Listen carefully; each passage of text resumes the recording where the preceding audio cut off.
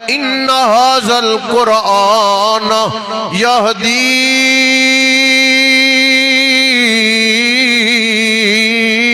للتی ہی اقوام ویبشر المؤمنین۔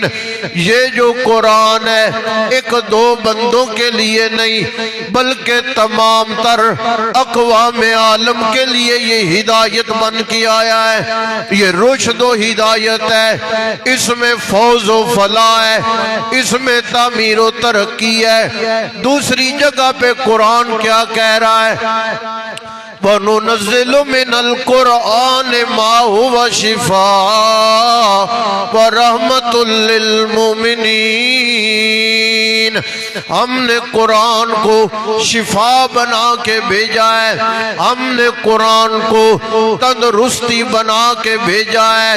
کوئی شرک کی بیماری میں ہے، کوئی حسد کی بیماری میں ہے، کوئی بخل کی بیماری میں ہے، کوئی چغل خوری کی بیماری میں ہے، کوئی بے حیائی میں مبتلا ہے، کوئی چوری چکاری میں مبتلا ہے، کوئی قتل و قتال میں مبتلا ہے، کوئی نشے میں مبتلا ہے، کوئی بے نمازی ہے، کوئی تجارت میں دھوکہ کرنے والا ہے، کوئی نبی کے طریقے سے دغا بازی کرنے والا ہے۔